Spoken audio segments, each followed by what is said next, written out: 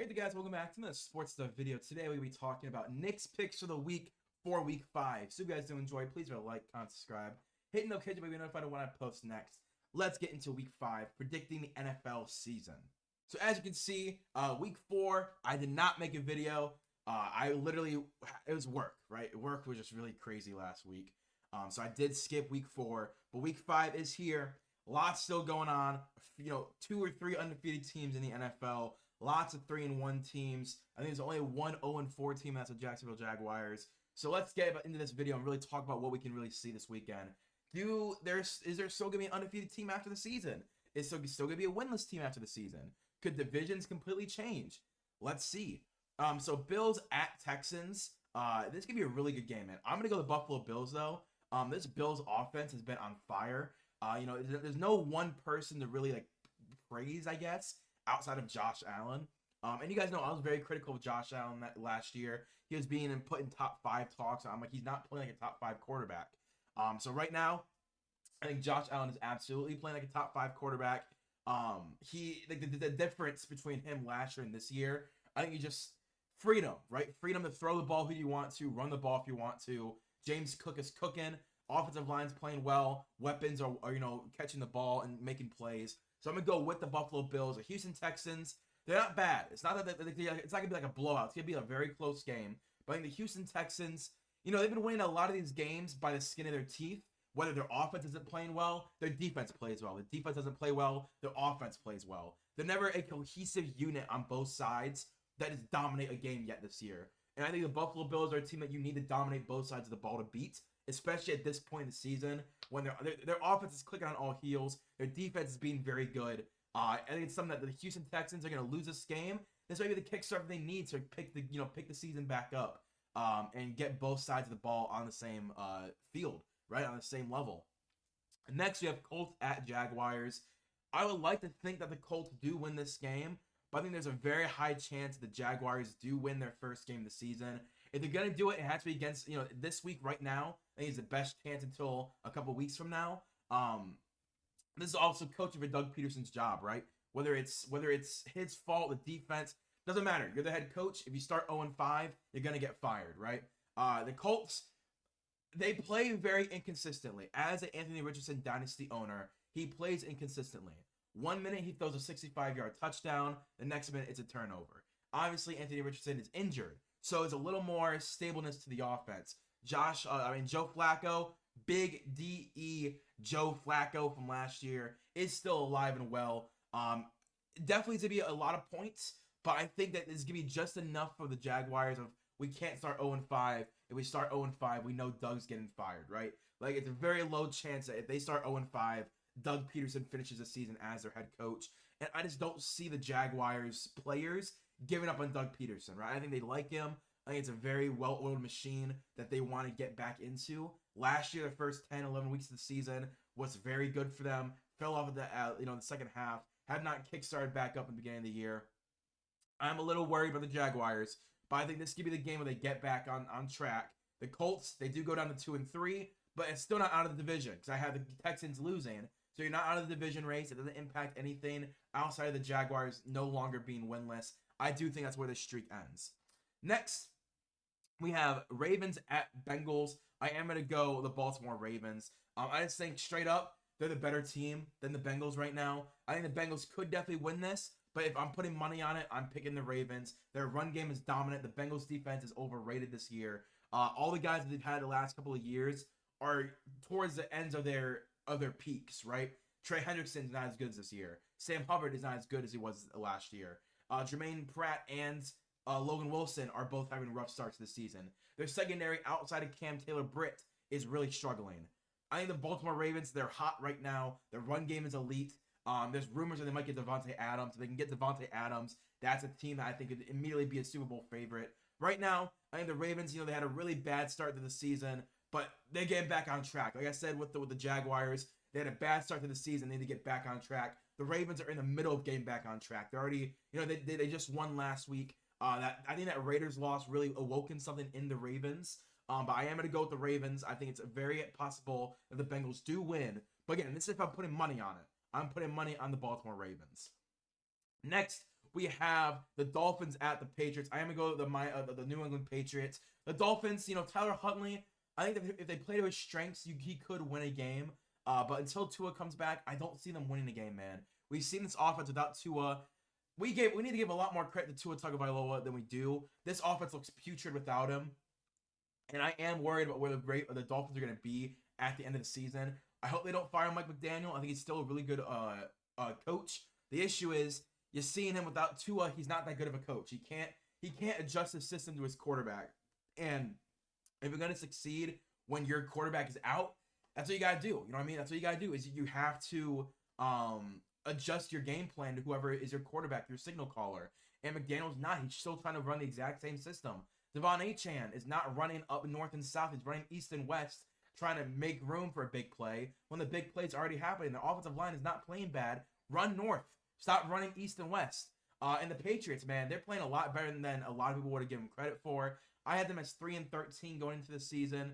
They obviously have already hit 2 wins if I had them winning this week. Every loss they've had has been really close losses as well. I thought every game they've played so far, they had a chance to come back and win. At some point in the game, I'm like, oh, if they score a touchdown here and they're playing really well, I see a chance of them winning this game. So I'm going to go with the Patriots. I think this is where the Miami Dolphins really realize, like, oh, crap. Okay, season might be over. Let's start worrying about next year. Maybe Tua, sit out the entire year, come back next year 100% healthy, don't rush back. Maybe that's where the conversations go. It'll be very interesting to see what the Miami Dolphins do. I am a little worried about them. I'm not going to lie. I'm a little worried, but I don't know. That's my 2 cents. If they lose this game, they're sitting at 1-4. Yeah, the number 2 overall pick in the draft, as you can see down here. Maybe it is worth it to sit Tua for the rest of the year. Maybe it is. Maybe it is. Patriots would be a great win for them. Raiders at Broncos. I'm gonna go to Las Vegas Raiders. At least they're consistently putting up points. Where the Broncos score like 1 touchdown a game and have 5 field goals. I do think the Raiders have somewhat of an offense. Trey Tucker, Zamir White, Amir Abdullah, Alexander Madison, Brock Bowers. They have so many up-and-coming weapons and unknown guys. They're just playing a role in the offense, and it's somewhat working, right? They beat the Ravens. They beat the Browns. They're beating good defenses, and the Broncos' defense isn't bad, but the Broncos' offense is bad. Like, it's just not the best offense in the world. So I do think there's a very high chance that the Raiders do win this game. I think there's a chance that the Broncos win as well. Maybe the Raiders have an off game. But the Raiders, even without Devontae Adams, are still winning games. So I'm going to go with the Raiders. I think there's a good chance that this is a blowout. I think it's a very good chance. Next, we have Jets at Vikings. I'm going to Minnesota Vikings. Guys, until they prove me wrong, I'm a Sam Darnold truther. I apologize, Sam Darnold. Let me actually see what I had them ranked at. So as you can see, I had the Vikings going 2-15 before the season started. Yikers! So yeah, I've already been very wrong on the Vikings. I'm done saying that they're going to lose. I think the Vikings win. This would be a massive blowout. The Jets offense against the Broncos defense looked bad. Imagine against this Brian Flores pass rush, dude. The Jets they might not score at all this game. Like, the Vikings, I think that if they just keep doing what they're doing, they might be like 8, 9, 10-0 before they lose a game. This offense is clicking. This defense is doing what it's doing. Brian Flores is going to get head coaching interviews this offseason. He has completely changed his defense, man. Like, I genuinely am shocked at how well the Vikings are playing. Next, we have Browns at Commanders. Listen, guys, I have to, okay? I have to. And let me explain why I have to. Let me explain it. If the Browns lose this game, the season is over. It's over. 1-4? 1-4? It's over. It's absolutely fucking over if the Browns lose this game. I don't think you understand how over it is if the Browns lose this game.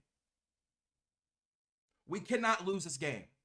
If the Browns lose this game, they will not. We're getting blown up at the halfway point, right? Right?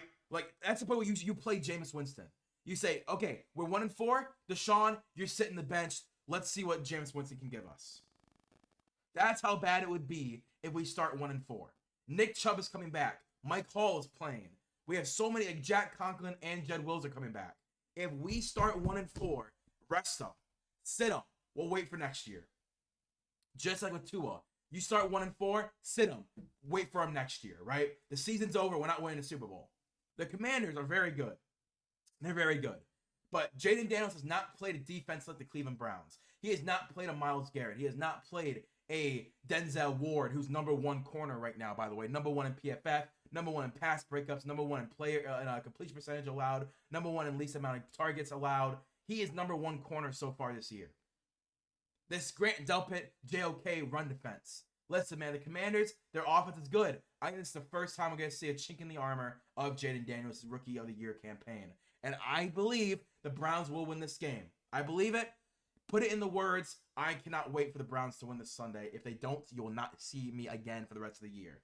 Next up, we have the Cowboys at Steelers. I want to go Steelers. I do.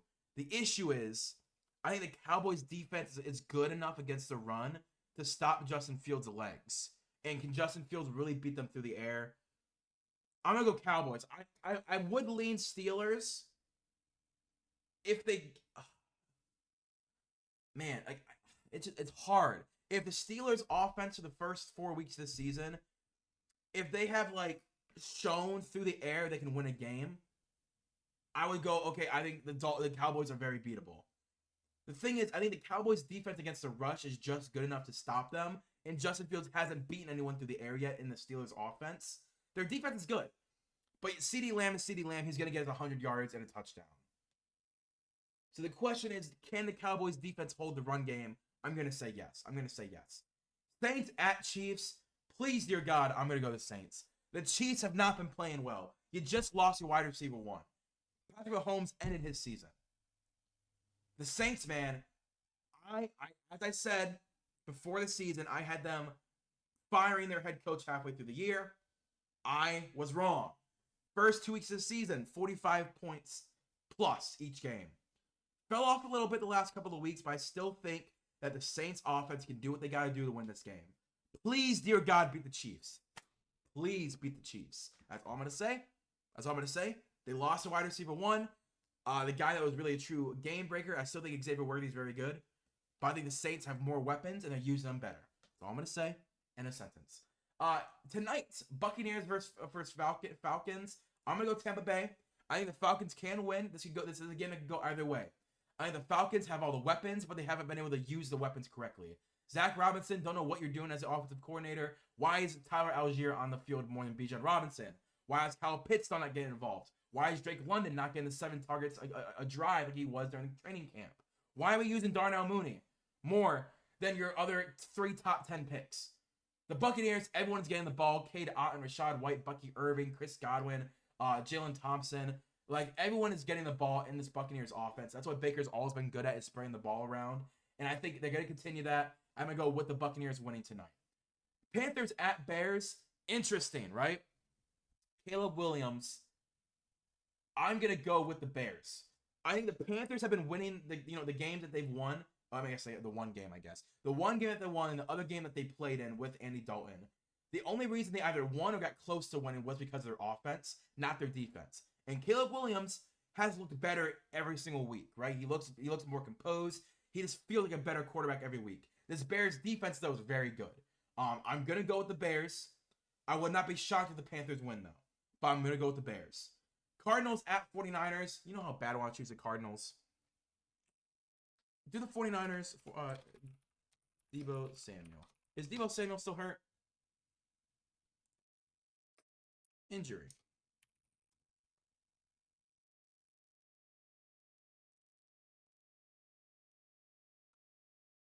Okay, so Deebo Samuel back in action. I didn't realize if he played last week, but honestly, no CMC probably for the whole season.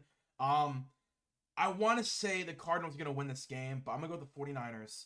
It hurts. You guys know I'm a big Cardinals guy, especially this year. I think the Cardinals have played spectacular. Obviously, last week against the Commanders, really rough offensively and defensively for the Cardinals. But I do think the Cardinals can end up around 8-8. I had them going 8-9 or 9-8 in my rankings. I'm very high on the Cardinals, but this game against the 49ers, the 49ers have shown more consistently offense and defensively. The Cardinals have good games and bad games. I think this, maybe when it's at Arizona, they can beat them, but at San Francisco week 5 at this point of the season, how people are playing, I'm going to go with the Arizona Cardinals.